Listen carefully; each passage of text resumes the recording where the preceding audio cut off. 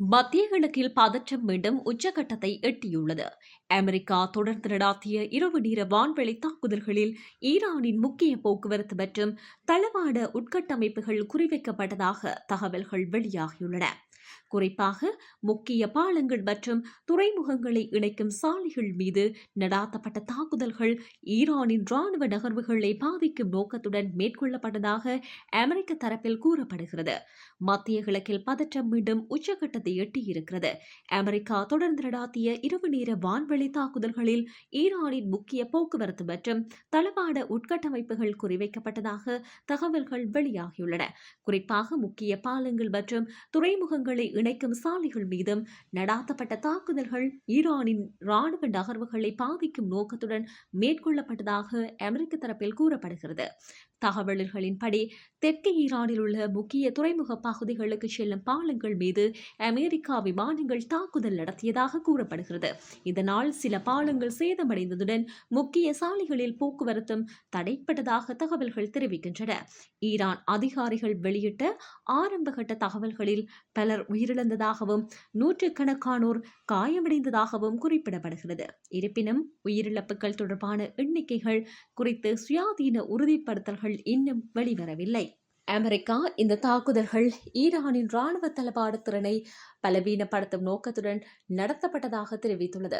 குறிப்பாக ஹோர்முஸ் நீரிணை பகுதியில் நடைபெற்று வரும் பதற்றத்தின் பின்னணியில் ஆயுதங்கள் மற்றும் ராணுவ பொருட்களினுடைய நகர்வை கட்டுப்படுத்தும் நடவடிக்கையாக இந்த தாக்குதல்கள் பார்க்கப்படுகின்றன.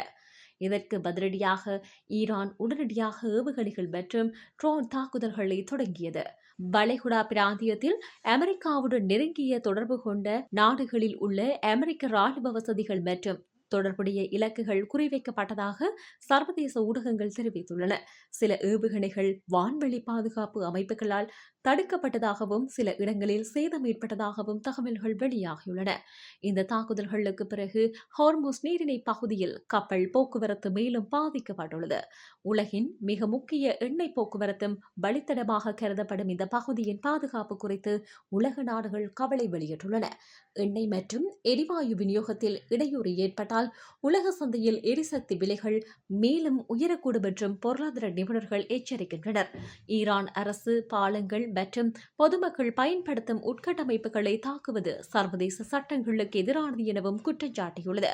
மேலும் இத்தகைய நடவடிக்கைகள் தங்களை பின்வாங்கச் செய்யாது எனவும் தேவையான அளவுக்கு பதிலடி தொடரும் எனவும் அதிகாரப்பூர்வமாக அறிவித்துள்ளது.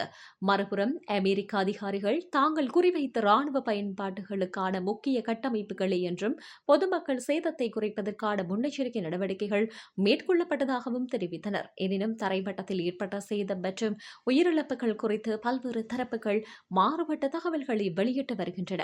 இந்த மோதல் தீவிரமடைந்ததை தொடர்ந்து பல நாடுகள் உடனடி போர் நிறுத்தம் மற்றும் பேச்சுவார்த்தைக்கு அழைப்பு விடுத்தன.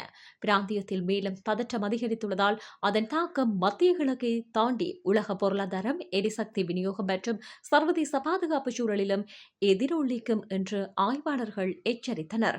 தற்போதைய நிலவரப்படி அமெரிக்கா மற்றும் ஈரான் இருதரப்பும் தங்கள் நடவடிக்கைகளை நியாயப்படுத்தி வரும் நிலையில் மோதல் மேலும் விரிவடையுமா அல்லது தூதரக முயற்சிகள் மீண்டும் மீண்டும் தொடக்குமா என்பது உலக நாடுகளினுடைய கவனத்தை ஈர்த்துள்ளது. அடுத்த சில நாட்களில் இருதரப்பினரின் நடவடிக்கைகளே இந்த நெருக்கடியினுடைய போக்கை தீர்மானிக்கும் முக்கிய காரணியாக இருக்கும் என நம்பப்படுகிறது.